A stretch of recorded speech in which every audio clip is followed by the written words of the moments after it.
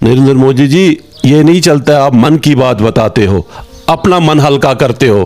अब लोगों का मन देखो, लोग कितने परेशान हैं। आपकी आंखों में इस वक्त आंसू आ रहे हैं, लगता है आपके दिल को भी ठेस पहुंची है। बिल्कुल। जिसकी माँ को घर में चावल नहीं होगा, जिसकी माँ को शाम को बच्चा रोएगा, क्या करेगा? नरेंद्र मोदी जी, उनकी मन की बात सुनो।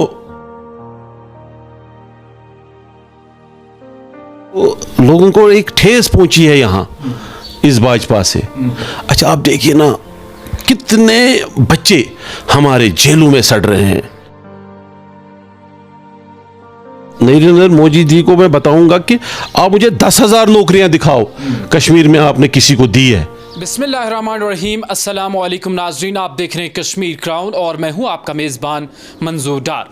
सियासी मैदान में क्या चल रहा है और क्या होने वाला है, इक़्तिदार वाली पार्टियां हस्बे इख्तिलाफ वाली पार्टियों के बारे में क्या कह रही हैं और दोनों के दरमियान क्या रद्दोबदल चल रहा है और आम लोगों के दिमाग में, मन में क्या सवालात पैदा हो रहे हैं और इन सवालात का जवाब ढूंढना, ये सवालात इंतज़ामिया तक पहुंचाना और इंतज़ामिया पे बैठे जो लोग हैं उन तक पहुंचाना, उनसे इनके जवाबात तलब करना, ये हम फ़र्ज़ भी समझते हैं और कर्ज़ भी। और मामूल की तरह तमाम तर सूरत हाल जानने और तमाम तर सवालों के जवाब ढूंढने के लिए हम अपनी प्रोग्राम में मुख्तलिफ लीडरान, मुख्तलिफ ओहदेदारों का रुजू करते हैं। और आज भी हमने प्रोग्राम में मुनासिब जाना कि आज भी कांग्रेस से कुछ सवालात पूछे जाए जो आम लोगों के मन में हैं, जो आम लोगों के दिमाग में चल रहे हैं। ये सवालात के जवाब ढूंढने के लिए हमने मुनासिब जाना कि आज के प्रोग्राम में मदऊ किया जाए कांग्रेस के सीनियर लीडर शौकत अहमद भट्ट को। और शौकत अहमद भट्ट साहब इस वक्त हमारे प्रोग्राम में मौजूद हैं। शौकत साहब, आपका बहुत बहुत शुक्रिया हमें टाइम देने के लिए। शुक्रिया। शौकत साहब, सबसे जो सवाल हमारी तरफ से आपको रहेगा, जो आम लोगों के दिलों में है, जो आम लोग जानना चाहते हैं, और वो सवाल ये है कि जब कश्मीर में भारत जोड़ो यात्रा हुई और भारत जोड़ो यात्रा जिस तरीके से कामयाब हुई और इसका कहीं ना असर हमें कर्नाटका में भी देखा गया, क्योंकि वहाँ पर आपने ज़बरदस्त तरीके से जीत हासिल की। क्या आपको लगता है ये दौड़ जारी रहेगी और 2023 और 24 के लोकसभा इलेक्शंस में भी आप इसी तरह जीत हासिल कर सकते हैं? बिल्कुल, हम हर किसी स्टेट में जीत हासिल कर सकते हैं। ये भारत जोड़ो यात्रा जो थी, ये राहुल गांधी ने कन्याकुमारी से कश्मीर तक की है। ये सारा नतीजा उसी का है। ये मुबारकबाद कांग्रेस पार्टी को राहुल गांधी की ही वजह से हुई है। और आगे देखिए, आगे हर कोई स्टेट हमारी होगी, जहाँ भी इलेक्शन होगा हमारी ही स्टेट होगी। ये राहुल गांधी की ही देन है कि उन्होंने कन्याकुमारी से कश्मीर तक भारत जोड़ो यात्रा की है। तो कैसा आपके अंदर ये यकीन है, कॉन्फिडेंस है, आप कहते हैं कि नहीं ये दौड़ जारी रहेगी? किस तरीके से आपको ये रिजल्ट्स नजर आ रहे हैं? आपने कर्नाटका में देखा 136 सीटें आई है। आपको लगता था कि लोगों को जोश देखो क्या था वहाँ। लोगों ने भाजपा के वो मुर्गे, सूट्स, पैसे उनके दरवाज़ों पे फेंके हैं। ये तो सारा राहुल गांधी की मेहनत है, प्रियंका गांधी जी की मेहनत है, ये तो कांग्रेस की ही सारी मेहनत है। आप देखिए, इलेक्शन जब कश्मीर में भी होगा तो पूरे बहुमत से हम ही जीतेंगे। यहाँ कांग्रेस पार्टी ही आगे होगी। पूरे यकीन से कह रहे हैं? हम पूरे यकीन से कह रहे हैं। मैं आपके चैनल के माध्यम से कह रहा हूँ कि जब भी यहाँ इलेक्शन होंगे तो कांग्रेस पार्टी जीतेगी। शौकत साहब, यहाँ पर यह सवाल भी सामने आ रहा है, जम्मू कश्मीर की मजमूई सूरत हाल पर नज़र डालें तो लोग जो हैं वो इलेक्शंस के इंतज़ार में हैं, लेकिन दूसरी जानिब जब नज़र डालते हैं भाजपा की तरफ से, NIA, SIU की तरफ से लगातार कार्रवाइयाँ अंजाम दी जा रही है और भाजपा समझती है कि इन्हीं चीज़ों से अमन आएगा। क्या रिएक्शन है आपकी इस पर? देखिए, एक होप है कश्मीर के लोगों को कांग्रेस पार्टी पे। कश्मीरी लोग बहुत परेशान हैं। कश्मीरी लोगों को कांग्रेस ने पीछे बहुत दिया था और आज के दौर में भाजपा वालों ने उनको बड़ा तंग किया। कहीं आप देखिए स्मार्ट सिटी यहाँ बनी तो वो स्मॉल सिटी बन गई, स्मार्ट सिटी नहीं बनी। अच्छा, राशन का मसला देखो, तेल का मसला देखो, पहले आटा देते थे वो भी नहीं है। अभी देखो डिजिटल इन्होंने बनाया। अब डिजिटल इन्होंने क्या बनाया? अब देखिए ना, ये कह रहे हैं डिजिटल इंडिया। क्या डिजिटल इंडिया ये है 3 किलो चावल दे रहे हैं? क्या डिजिटल इंडिया ये है लोगों को तंग कर रहे हैं? क्या डिजिटल इंडिया ये है डोज़र चला रहे हैं? क्या डिजिटल इंडिया ये है राशन इन पे नहीं है, राशन गांठों पे नहीं है? ये रंग करने से या कोई चीज़ करने से लोगों को एक ठेस पहुंची है यहाँ इस भाजपा से। अच्छा, आप देखिए ना, कितने बच्चे हमारे जेलों में सड़ रहे हैं। कौन माँ चाहेगी अभी वोट डालने के लिए, जिसका बच्चा बंद हो, जिसके पास राशन नहीं है, जिसके पास घर में शाम को चूल्हा जलाने के लिए कुछ भी नहीं है, तो वो क्या चाहेगी कि वोट डालूं मैं भाजपा वालों को? क्या आप समझते हैं कि भाजपा की वजह से लोगों के दिलों को ठेस पहुंची है? बिल्कुल। आप देखिए ना, आप किसी से भी पूछे ना, आप तो फील्ड में होते हो, आप किसी से भी पूछे ना, क्या नहीं किया भाजपा? एक चीज़ मुझे बताइए ना, अच्छा क्या किया है भाजपा वालों ने? एक चीज़ मुझे गिनाइए आप। भाजपा वालों ने डोज़र चलाया, टैक्स लगाया भाजपा वालों ने, लोगों को जेलों में बंद किया भाजपा वालों ने, राशन कम किया भाजपा वालों ने। अच्छा, आप देखिए कितनी चीज़ें इन्होंने की कि जिससे लोग बेचारे बड़े परेशान हैं। गोया कि जो भी आपका कहने का मतलब यह है कि भाजपा की तरफ से जो भी कानून बुनियादी तौर पर, बुनियादी लेवल पर नाफिज किए जाते हैं, वो आम लोगों के हक में नहीं है? बिल्कुल भी नहीं है। हमें पहले लोगों के दिल जीतने हैं। लोगों के दिल जीतने में भाजपा नाकाम रही है, पूरी तरीके? बिल्कुल नाकाम रही है। लोगों के दिल जीतने में बिल्कुल नाकाम रही है। आप बताइए ना, मतलब आप देख रहे हो कि लोग कितने परेशान हैं। अब देखिए ना, एक छोटा ऑटो वाला जो है वो दिन को 500 रुपया कमाता है, शाम को जब अपनी फैमिली में बैठता है तो 1000 रुपये का चालान आ जाता है। आप देखिए वो बेचारा क्या करेगा। आजकल डिजिटल इंडिया में चालान घर पहुंच जाता है। ये कौन सा कानून है? ये मुझे बताइए ना। क्या कौन से गरीब आप इस चीज के खिलाफ हैं? बिल्कुल, इस चीजों के खिलाफ है हम। इस चीजों के तो खिलाफ है हम। अब देखिए ना, एक छोटा मुलाजिम जो मतलब बेसिक स्ट्रीट वेंडर, देखो आप, स्मार्ट सिटी आपने बनाई, कितने घरों को आपने जलाया, कितने बच्चे फीस के बगैर है, कितनी बेवाएं शाम को खाना नहीं खाती है। तो ये थोड़ी है डिजिटल इंडिया और स्मार्ट सिटी, ये चीज़ें नहीं समझ। वक़्त साहब, आपसे इस बात का भी जवाब जानना चाहेंगे। दफ़ा 370 को एब्रोगेट किया गया, उसके बाद नरेंद्र मोदी साहब के बड़े बयान सामने आए थे जिसमें उन्होंने बताया था कि सालाना हम 50,000 लोगों को उनको कहीं पे भी रिक्रूट करेंगे, उन्हें रोज़गार फराहम करेंगे। तो क्या आपको लगता है कि बुनियादी लेवल पर ऐसा हुआ? और दूसरी जानिब से अगर हम देखें, मुख्तलिफ तरीक़ों से जो एग्ज़ाम लिए गए मुख्तलिफ स्टूडेंट्स के, तो कहीं ना कहीं वो घोटाले भी सामने आए। क्या कहना चाहेंगे इस पर? आपने तो देखा ही है कितने घोटाले इसमें आए हैं। आप मुझे बताइए ना, नरेंद्र मोदी जी को मैं बताऊंगा कि आप मुझे 10,000 नौकरियां दिखाओ कश्मीर में आपने किसी को दी है। अब तो वो गिनाओ ना। नरेंद्र मोदी जी, ये नहीं चलता है आप मन की बात बताते हो, अपना मन हल्का करते हो। अब लोगों का मन देखो, लोग कितने परेशान हैं। आपकी आंखों में इस वक्त आंसू आ रहे हैं, लगता है आपके दिल को भी ठेस पहुंची है। बिल्कुल। जिसकी माँ को घर में चावल नहीं होगा, जिसकी माँ को शाम को बच्चा रोएगा, क्या करेगा? नरेंद्र मोदी जी, उनकी मन की बात सुनो। और मैं G20 वालों को बोलता हूं, लोगों की मन की बात सुनो। लोग देखो क्या कहेंगे आपको। मन की बात सुनाने में आप अपना मन हल्का करते हो, हमारा मन भी सुनो, एक बेवा का मन भी सुनो, एक मजदूर का मन भी सुनो, एक स्ट्रीट वेंडर का भी, एक ऑटो वाले का भी।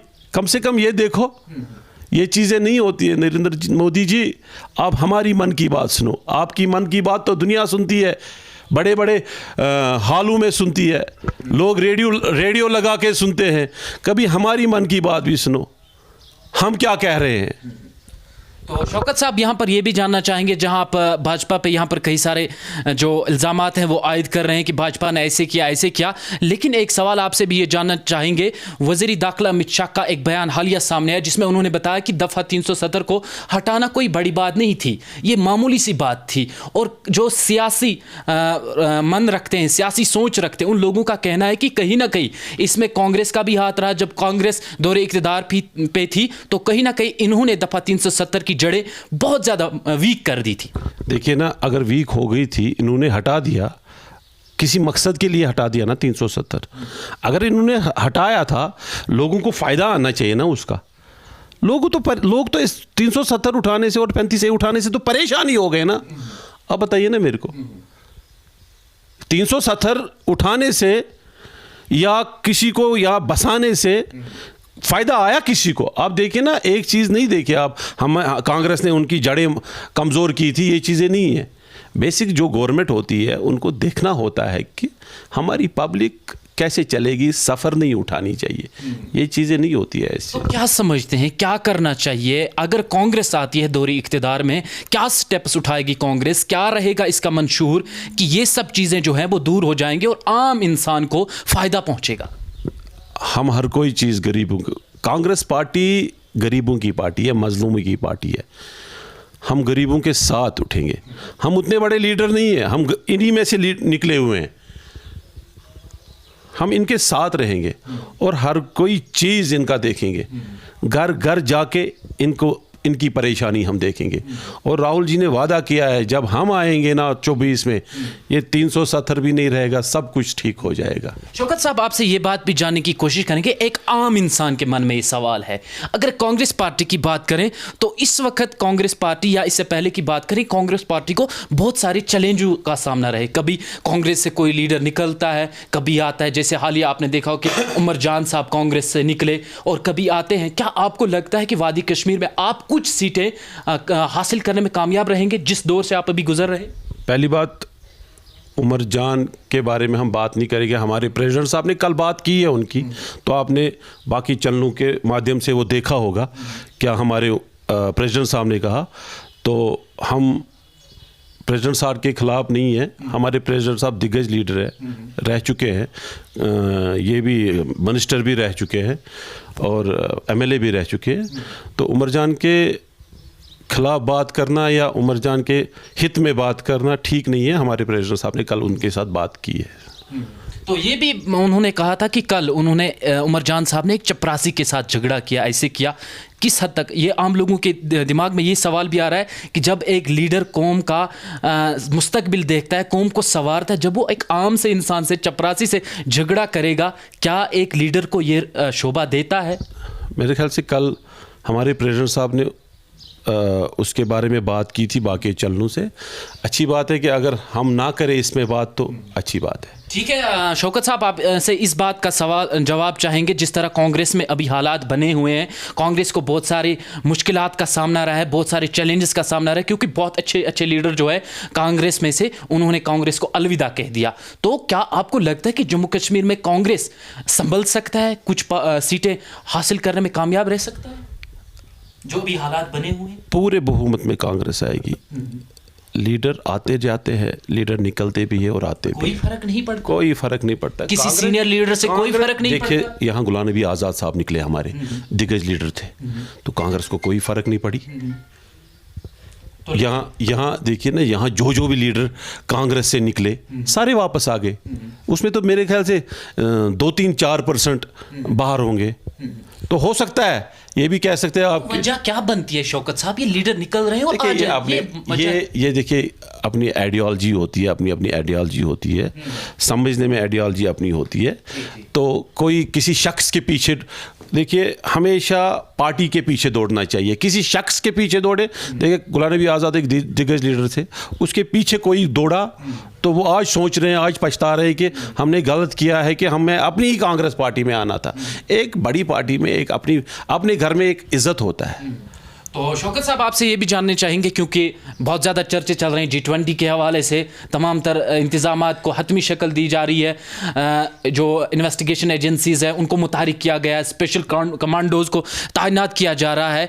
क्या आप समझते हैं कि G20 जम्मू कश्मीर का मुस्तकबिल बदल सकती है? दूसरी तरफ देखें नेशनल कॉन्फ्रेंस के सीनियर लीडर जो है उमर अब्दुल्ला की जानिब से ये भी बयान सामने आया कि इसको जम्मू में क्यों नहीं किया गया G20 को, क्योंकि जम्मू में इनका अपना मैंडेट है। तो क्या कहना चाहेंगे, G20 कश्मीर का मुस्तकबिल बदलाएगी? और ये भी कहा जा रहा है कि G20 से कश्मीर के टूरिज्म को प्रमोट किया जा सकता है बैनुल-अक़वामी सतह पर। क्या कहेंगे आप इस हवाले से? देखिए, G20 जो है खुशाइन बात है, कश्मीर में हुआ अच्छी बात है। हम चाहते हैं कि G20 जो भी है, जो आए हैं वहाँ, वो भी हमारी दिल की बात सुने, हमें भी बुलाए, हमारे सीनियर लीडरों को भी बुलाए, ताकि हमारी वो ना अंदरूनी बात जो है क्या है, हमारी परेशानियां भी वो देखे। G20 गुलमर्ग देखना नहीं है, G20 डल लेक देखना नहीं है, G20 एक मरहम है, हमारी बात भी सुने। अच्छी बात है, खुशाइन बात है, हम वेलकम करते हैं G20 है यहाँ, अच्छी बात है। आप चाहते हैं कि आपको भी बुलाना चाहिए और आप एक सफ़ीर बन के जाएंगे आम लोगों की? बिल्कुल, अगर बुलाया तो जाएंगे, हमारे सीनियर लीडर जाएंगे, हमारे ऑनरेबल वकार साहब जाएंगे, क्यों नहीं जाएंगे?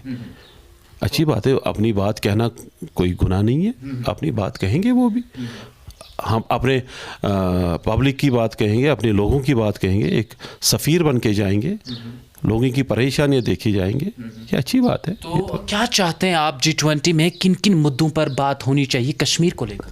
हर किसी मुद्दे पे बात होनी चाहिए। बेरोज़गारी इतनी है, बेरोज़गारी इतनी है यहाँ कि आप देखिए ना, आप निकलो ना बाहर, आप देखिए फिर कितने परेशान लोग हैं। हर किसी चीज़ पे बात उठानी है, हर किसी चीज़ पे, हर किसी मुद्दे पे बात उठानी है। चलिए, आपका बहुत बहुत शुक्रिया सर। थैंक यू, बहुत शुक्रिया आपका टाइम। चलिए, आप सभी दोस्तों का भी बहुत शुक्रिया। आज हमारे प्रोग्राम में हमने मदऊ किया था एक कांग्रेस सीनियर लीडर शौकत साहब को, जिन्होंने कई सारे सवाल जो आम लोगों के दिलों में थे, उनके मनों में गूंज रहे थे, उन तमाम सवालात के जवाब ढूंढने के लिए हमने मुनासिब समझा कि क्यों ना कांग्रेस से भी पूछा जाए कि उनसे भी इन सवालात के जवाब तलब किए जाए। आप सभी दोस्तों का बहुत बहुत शुक्रिया कश्मीर क्राउन देखने के लिए। एंट्रेंस में कड़ी मेहनत करने के बाद भी अगर आपका स्कोर अच्छा नहीं आता तो चिंता छोड़िए, अब देश भगत यूनिवर्सिटी सेंटर ऑफ एक्सीलेंस है आपके साथ। तो अब ना कोई एंट्रेंस एग्जाम की चिंता, ना कोई एडमिशन की फिक्र। डायरेक्ट एडमिशन पाएं अपने यूजी और एमपीजी प्रोग्राम जैसे bachelor of medical lab, bachelor of operation theatre, bachelor of radio imagine technology और भी कई तरह के कोर्सेज के लिए देश भगत यूनिवर्सिटी सेंटर ऑफ एक्सीलेंस जी आएं और एडमिशन कराएं 2023 से 2024। अधिक जानकारी के लिए संपर्क करें 9419234559, 9682666329। एड्रेस नियर टीके कॉलेज लोयापुरा, श्रीनगर।